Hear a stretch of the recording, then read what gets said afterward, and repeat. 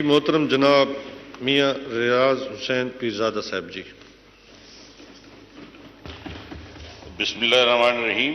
جناب اسپیکر، بڑی مہربانی آپ کی۔ میں آپ کو امتحان میں بھی نہیں ڈالوں گا کہ آپ ہمارے محترم کولیگ ڈاکٹر شیر عفان صاحب، جن کو ہم استاد بھی کہتے تھے اور جو اس اسمبلی کے روح رواں ہوتے تھے، ان سے کچھ ہم نے سیکھا ہے۔ اور خاص طور پر جب میں پنجاب اسمبلی میں تھا تو ہمارے بزرگ رانا پھول محمد خان، جو شاید ایک اسکول میں بھی نہیں گئے تھے لیکن بہترین پارلیمنٹیرین تھے، اور جو ان سے سیکھا ہم نے پارلیمنٹ کی عزت اور تکریم، تو وہ آج تک شاید میرے کردار میں شامل ہے۔ اور پھر نوابزادہ نصر اللہ صاحب جیسے بزرگ جو اس اسمبلی میں جب بولتے تھے تو جو پن ڈراپ سائلنس ہوتی تھی اور جو ادب اور آداب، ان سے سیکھے۔ اور پھر میں خوش قسمت ہوں کہ 1993 کی اسمبلی میں جب میں آیا تو میں نے وہ ہاؤس دیکھا جس میں ہم ان 2 سیٹوں پر نہیں آیا کرتے تھے، ہم جونیئر ایم این ایز تھے، پچھلی سیٹوں میں بیٹھتے تھے، لیکن اب حالات بدل گئے ہیں۔ جو اسمبلی میں دیکھا، جو آئین اور قانون کی دھجیاں اڑتی ہوئیں، اور جناب چیئرمین، آپ کے والد صاحب جہاں آپ ایک آئین کی کتاب اٹھا کے جب وہ بولتے تھے تو کوئی سپیکر ان کو نہیں روکتا تھا، قاعدے اور قانون کو سنا جاتا تھا۔ اور یہ روایات بدقسمتی سے اب ختم ہو چکی ہیں۔ میں بھی عمر کے اس حصے میں پہنچ چکا ہوں کہ شاید یہ حالات دیکھ کر اگلا مجھے اللہ ہمت دے کہ میں الیکشن نہ لڑوں، کیونکہ کافی ہو گیا ہے۔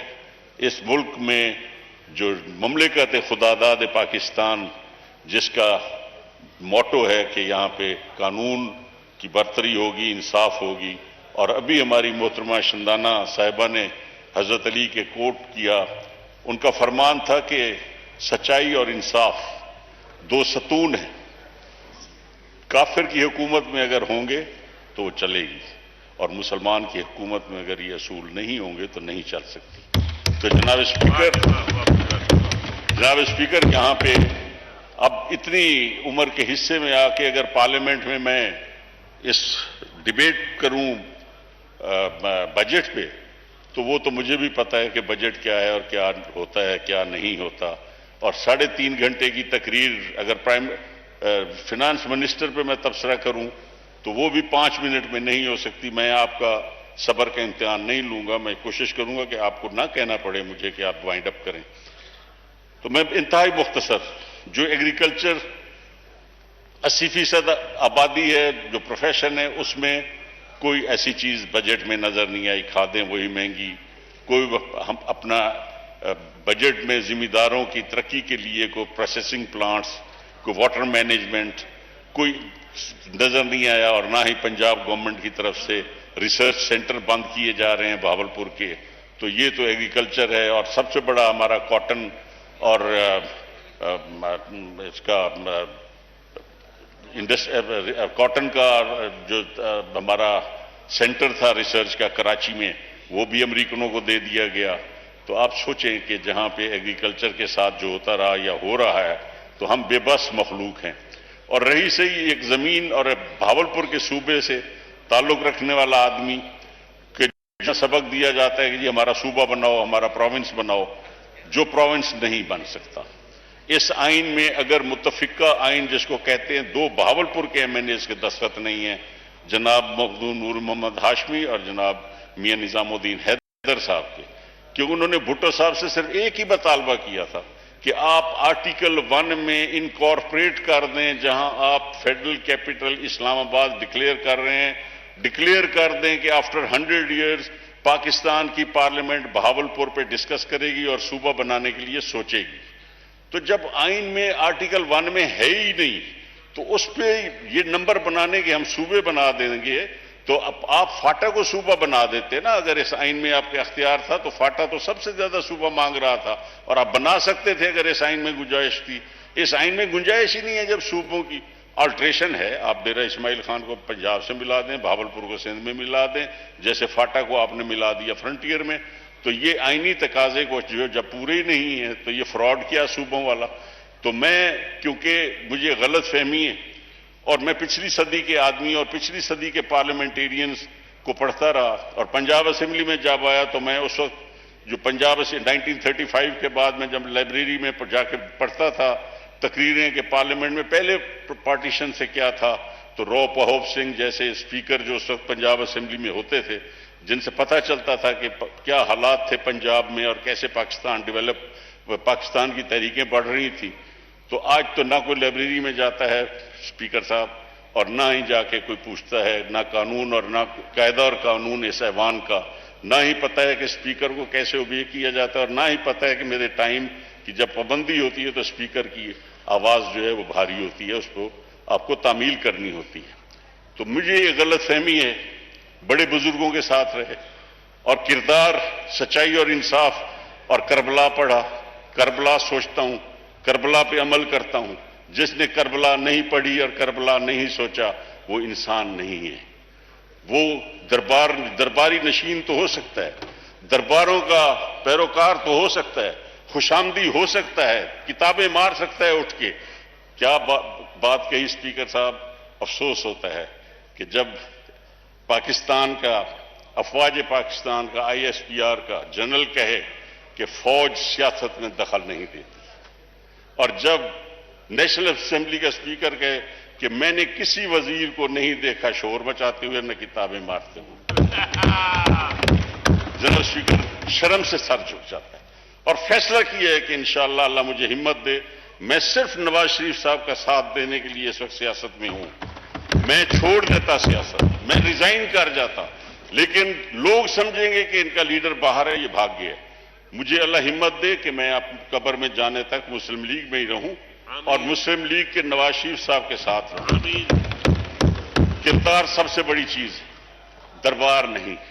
جناب اسپیکر، میں صرف اس پسے ہوئے طبقے کی بات کرنا چاہتا ہوں بجٹ میں، چولستان اور بہاولپور کے غریب لوگوں، جن کی آواز دب گئی جبکہ یہاں ماشاء اللہ لگی اور یہاں دریا بک گئے۔ چولستان کا دریا جس کی ایک ایک بوند کی ضرورت تھی، اور آج وہاں پہ چولستانیوں کے لیے پانی نہیں ہے، فلڈ واٹر سپلائی ہے۔ جناب اسپیکر، حیران ہوتا ہے آدمی، کم از کم اس پالیسی کو بدل دو کہ کون سا ایسا دریا ہے جس میں فلڈ آتا ہے اور چولستانیوں کو پانی ملتا ہے۔ جب وہ پیسے 4 آنے دے دیں تو جناب اسپیکر چولستان میں فلڈ آ جاتا ہے، چولستان کی نہریں چل پڑتی ہیں، اور نہیں تو پھر خشک سالی ہے۔ ہمارا پانی کی مینجمنٹ وہ ہمارے ذمہ تھی۔ جب نواب آف بہاولپور نے ہینڈ اوور کی تھی یہ اسٹیٹ، تو اس نے کہا تھا کہ بہاولپور کے پانی کی ریگولیشن جو ہے وہ چیف انجینئر بہاولپور کرے گا، کیونکہ دریا ہمارا باندھ ہوا تھا، لیکن وہ آپ نے ریگولیشن دے دی ملتان کے چیف انجینئر کو۔ آپ اسی کے ساتھ کہتے ہو کہ ہم صوبہ بنائیں۔ وہ ملتان والوں سے کہ اگر ہم مل گئے ہم تو پیاسے مر جائیں گے۔ مجھے تو سرائکی سبو کا صوبہ قبول ہی نہیں ہے۔ اگر میں نے اپنے لوگوں کو لیڈ کرنا ہے تو میں صرف بہاولپور کے حقوق کی بات کروں گا کہ ہمیں وہی حقوق مل جائیں کہ ایک چولستانی کی باعزت چراگاہیں وہ آپ خالی کریں۔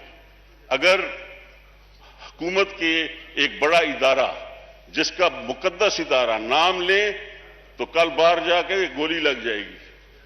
جو ہو رہا ہے صحافیوں کے ساتھ، جو ہو رہا ہے ججز کے ساتھ، جو ہو رہا ہے پارلیمنٹ کے ممبرز کے ساتھ، ہم آزادی کی بات کریں، حق کی بات تو ہمیں 3rd ڈگری جو ہے وہ فیس کرنی پڑتی ہے۔ آج چولستانیوں کے ٹوبے جو ہیں پانی کے، چراگاہوں کے، ان کے ارد گرد زمینوں پہ قبضہ ہو گیا ہے، اور بغیر کسی پالیسی کے یا تو اس کو ڈکلیئر کریں کہ جنگلات کیا ہے، یا تو اس کو ڈکلیئر کریں کہ یہاں پہ ہم نے جنگل لگانا ہے، جو عمران خان صاحب کی پالیسی ہے درخت لگانے کی۔ مزہ تو آئے نا کہ کسی پرائم منسٹر نے کام کیا ہے، لیکن اگر درخت ہی لگانے ہیں تو چولستان میں بھی تو لگاؤ نا، جہاں سب سے زیادہ انوائرمنٹ کے ٹھیک کرنے کی ضرورت ہے وہاں پہ۔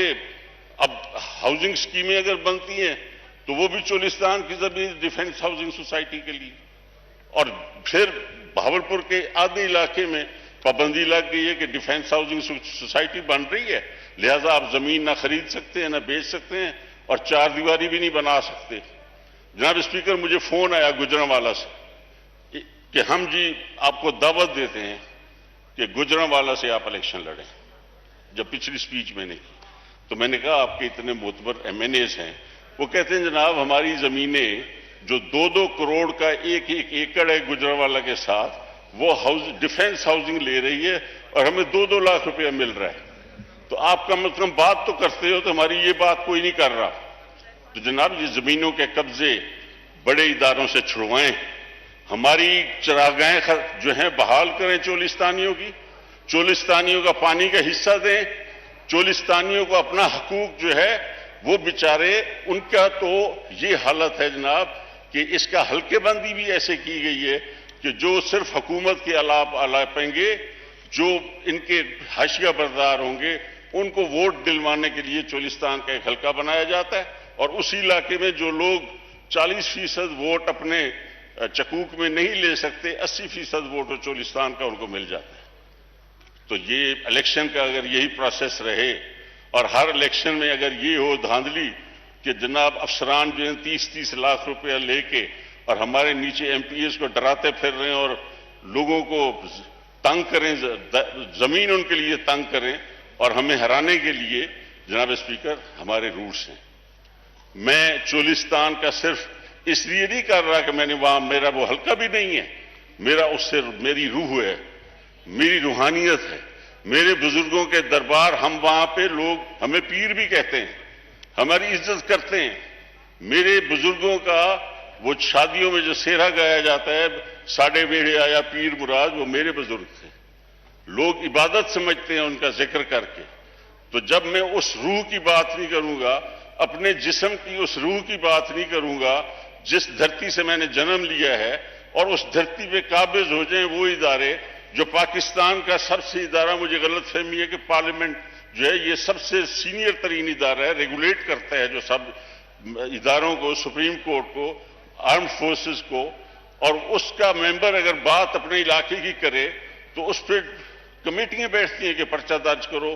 یہ ملک کے خلاف غداری ہو گئی ہے. غداری ہم نے کی ہے. ہم تو ذمہ دار ہیں، ہم کے تو دھرتی سے محبت ہے. میں تو اپنی دھرتی کو نہیں بیچتا.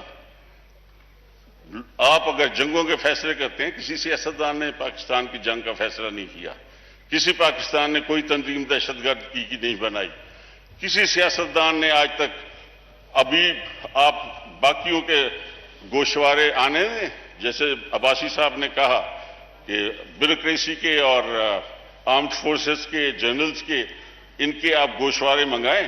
ہمارے جس طرح چھپتے ہیں گوشوارے چھپوائیں، ذرا پتہ چل جائے گا کہ سیاستدان کرپٹ ہے یا کون کرپٹ ہے. اگر صحافی بات کرے تو اس کو ایئرپورٹوں پہ جا کے آپ دھمکاتے ہو، نواز شریف کے گھر پہ جا کے 4 لوفر کھڑے کر دیتے ہو گالیاں دینے کے لیے.